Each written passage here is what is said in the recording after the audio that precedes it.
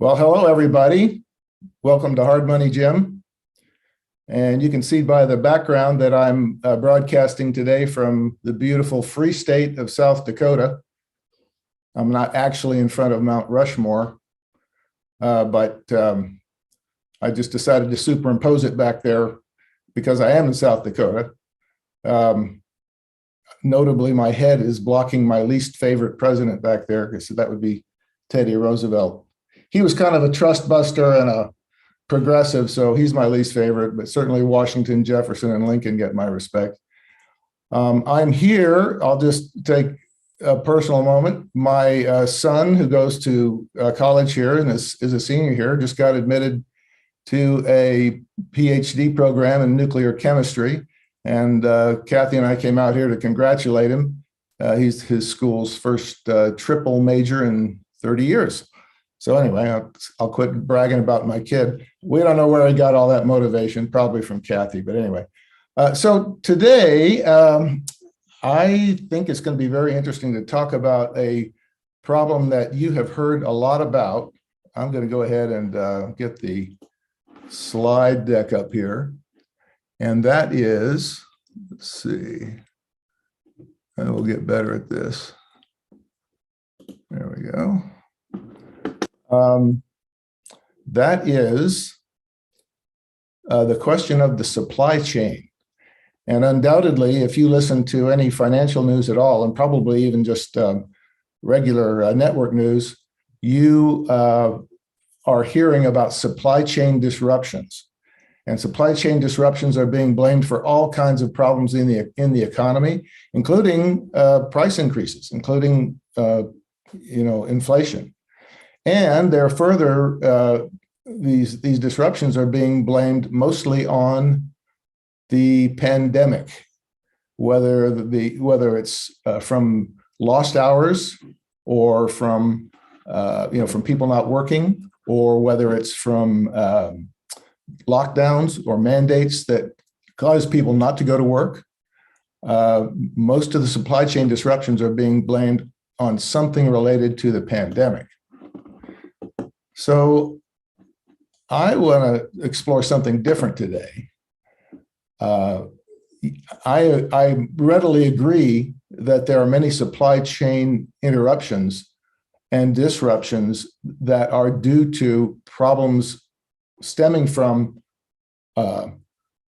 issues in the supply chain and from the pandemic. But it's not the only reason.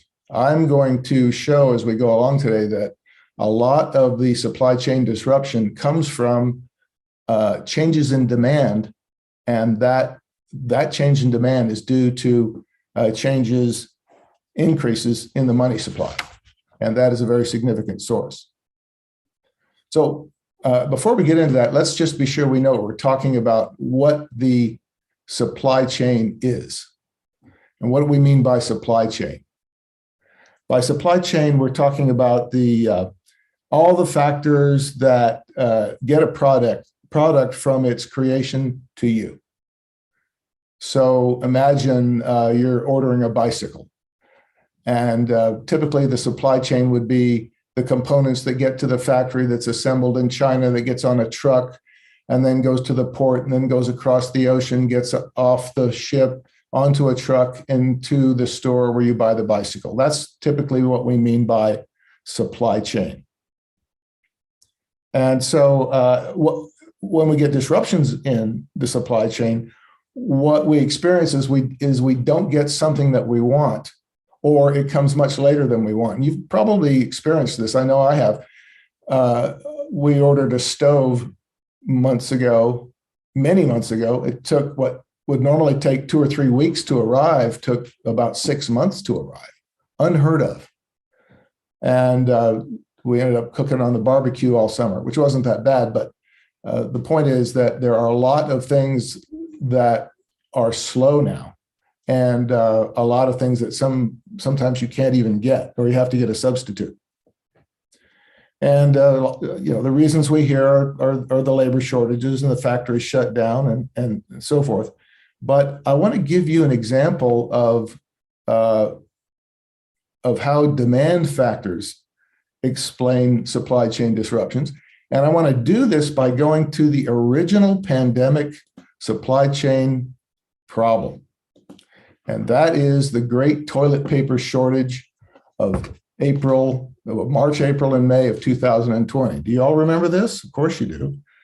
It seemed like you went to this grocery store one day, and then the next week you went, and the paper shelves were bare. Why didn't the toilet paper show up? And I really puzzled about this because I have some understanding of the paper supply chain.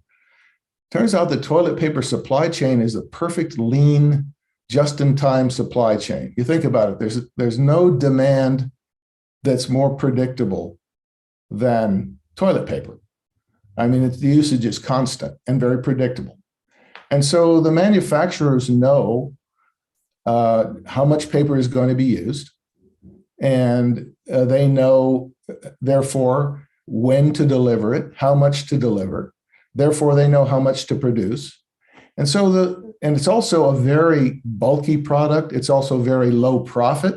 It's also competitive. It's a product you have to supply, and that is and has to be had, but it's not a product that you can store and still make money on. It's got to have a lean supply chain, in other words, and it's perfect for a lean supply chain. So what in the world could have happened I asked, to cause a demand in toilet paper? And it was clear that people were trying to get it. They were showing up early when the trucks came in to grab all the toilet paper. There's a run on toilet paper. What was going on and why? Surely the demand didn't go up just because a few more people got the flu. So I puzzled over this for a few months, and then finally I got the answer from a very good economist named Jim Bianco on a conference call with him. And he explained that the toilet paper industry is set up in two basic channels. One is the commercial channel, and one is the domestic channel, the household channel. And of course, what we are buying at the store is household toilet paper. So what happened? Well, the pandemic hit, lockdowns came along, and we all left the office. We all stopped going shopping. We all stopped going to the mall. And all that industrial toilet paper, the stuff that's on the big rolls, and is different in appearance, that stuff was much less in demand. But the small rolls that we use in our homes was much more in demand. And that's what got bought up. And then once that disappeared off the shelves, it changed consumer behavior, because people thought, oh my God, there's a shortage of toilet paper. So they rushed out to hoard all they could get. So it permanently, or at least temporarily, changed the behavior of toilet paper purchases. And it was due to a change in demand for household toilet paper. And because the supply chain was so lean and had so little redundancy in it and so little extra capacity in it, it took a while for the toilet paper mills to adjust, which eventually they did. And now we don't have the shortage anymore. But I would submit that there's been a permanent, change in demand, because I guarantee you I have a few extra big boxes of paper sitting around my house just in case. So what we saw in this toilet paper shortage was empty shelves. And it looked like the way we experienced it was deliveries didn't happen. And so these disruptions always look like a physical failure of the supply chain. But in this case, there was a much different side to the whole supply demand problem. It was demand. It was the change in the demand pattern. And so what we saw, that just talking about the quote supply chain did not tell the whole story. So, what was a perfect for a just-in-time supply chain is now a just-in-case supply chain. I'm talking about my case, where I keep a couple extra boxes around the house just in case. So again, the point is nothing really happened to the physical supply chain. The supply chain was just fine. It was a change in the demand. All right. So let's look at another poster child of the supply chain problem, and that is congestion at the ports. This is what we're hearing about most now. Here's a record of Google searches. Then you can see they peaked about October. But everybody's concerned about congestion at the ports. And what it looks like is stuff's not getting through the ports. The ports are clogged. We get a lot of news around here in the USA about the port of Long Beach, California, because we look out and we see ships piled up, more ships than ever before sitting, waiting to unload. We see cargo sitting on the docks, waiting to unload. We see trucks piled up. And it appears that nothing is getting through. But is that really true? I looked at this, and here's a quote from a trade magazine.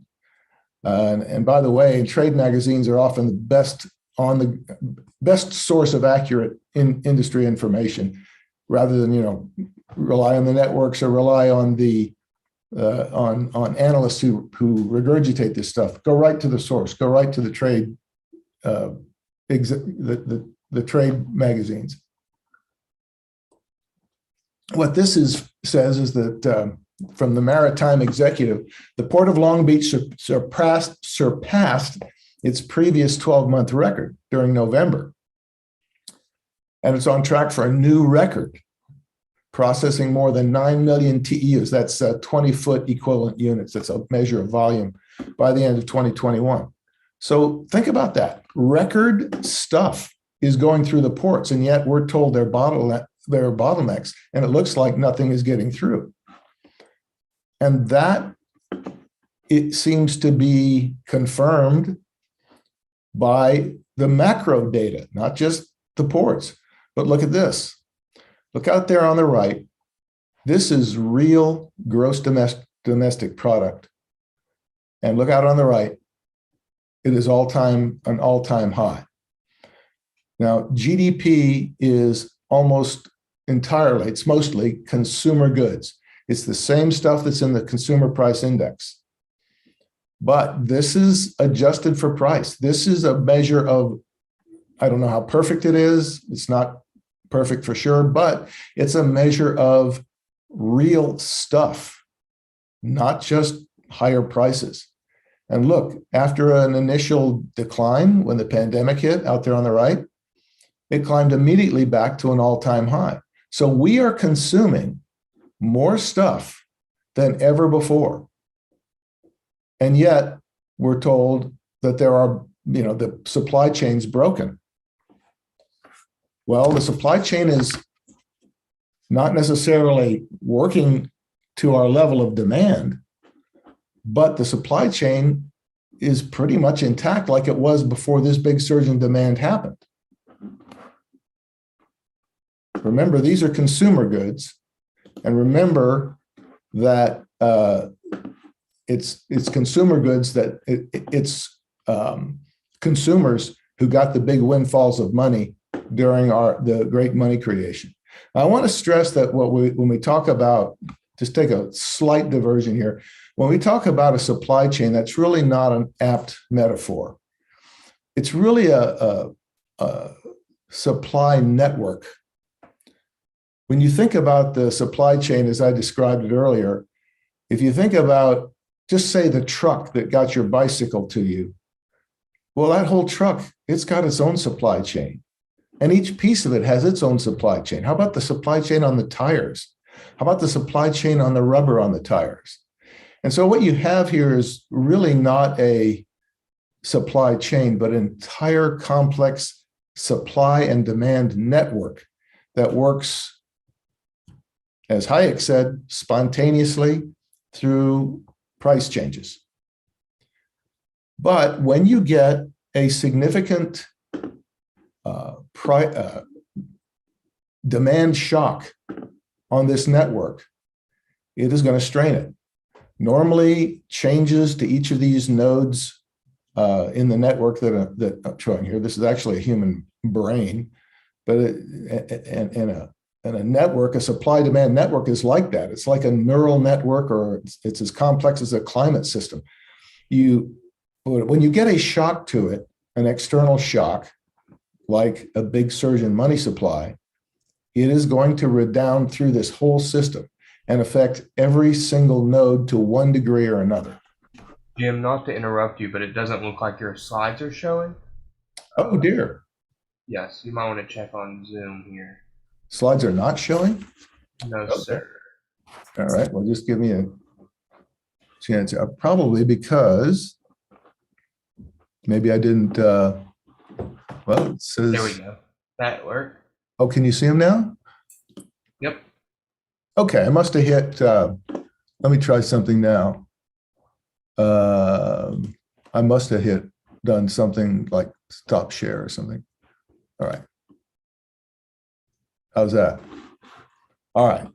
Let me go through. So I don't know where you lost me, but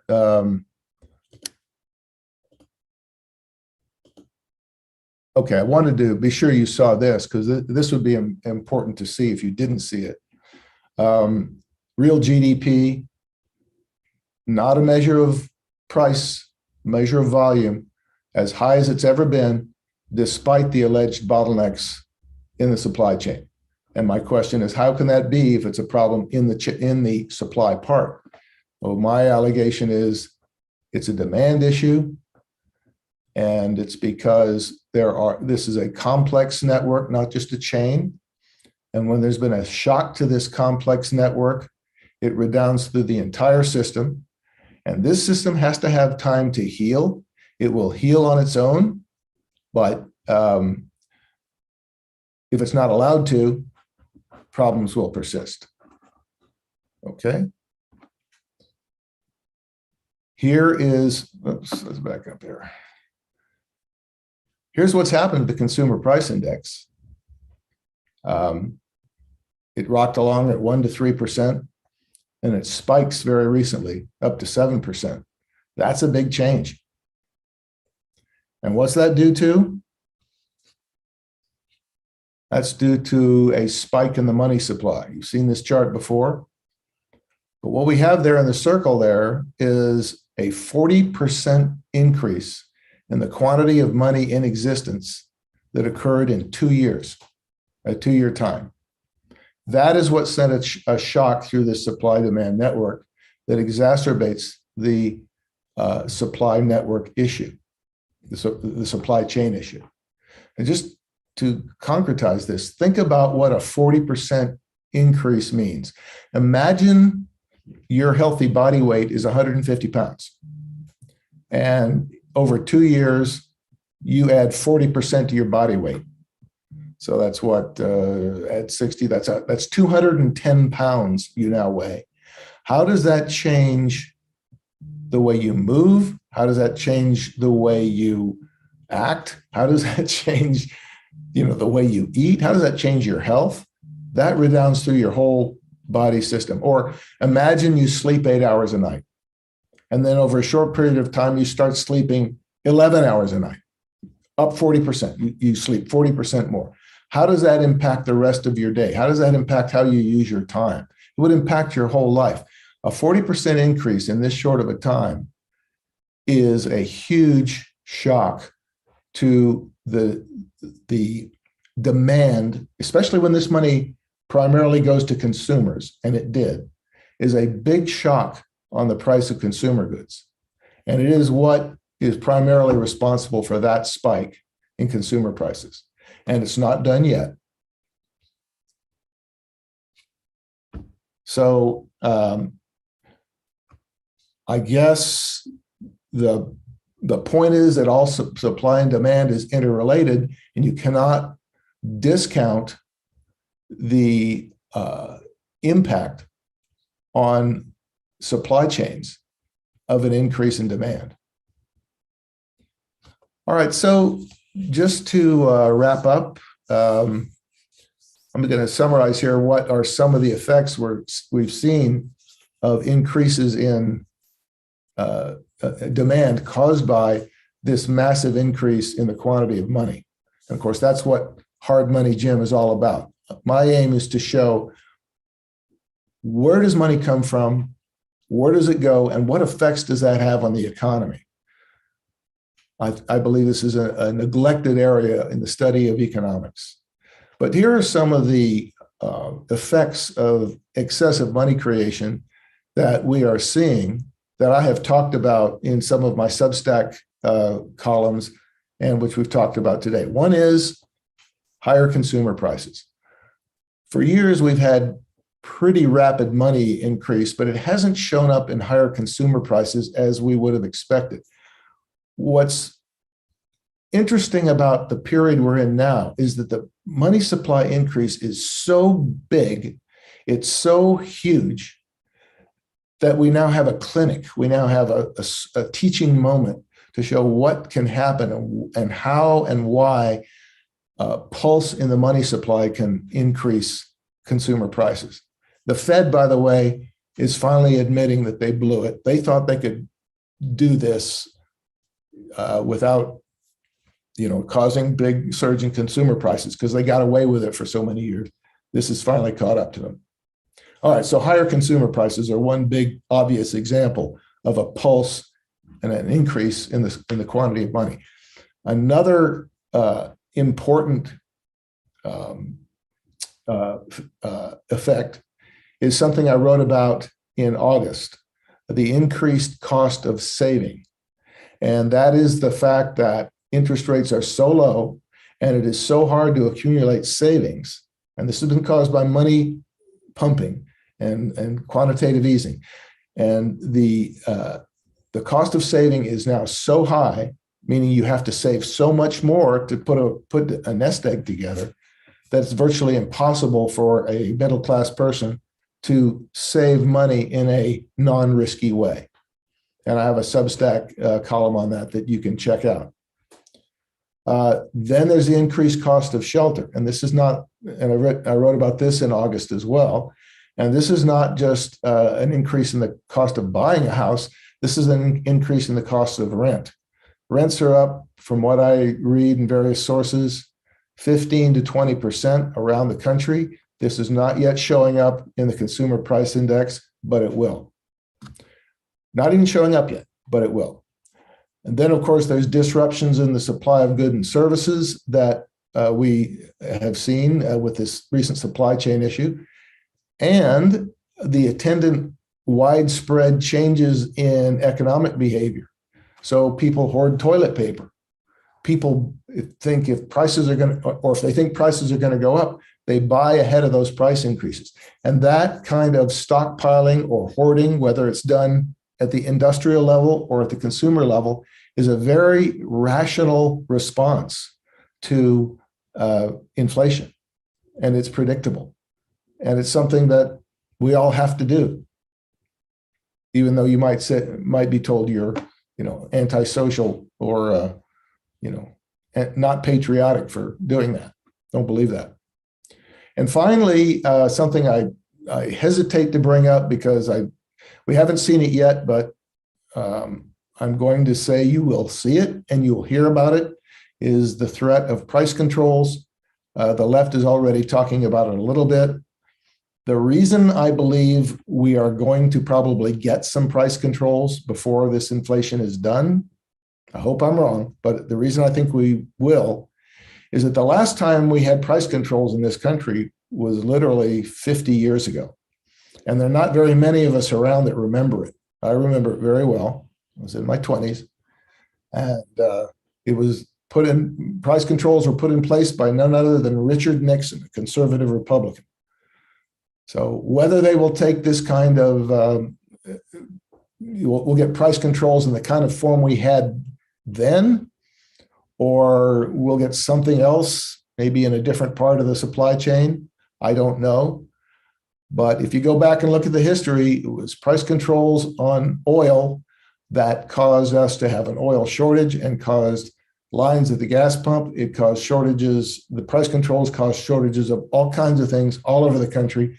It was a mess, and it put the country in misery, and it did not control inflation. So unfortunately, that lesson will probably have to be learned again, and I hope it won't have to be learned at your expense. But I'm not going to be surprised if we see it. All right, so I'm sorry that you missed some of those slides, but I don't think you missed too much. If you want to follow me, you can easiest way to find me on Substack is to just go on your favorite search engine and input Substack Hard Money Jim, and I'll come right up.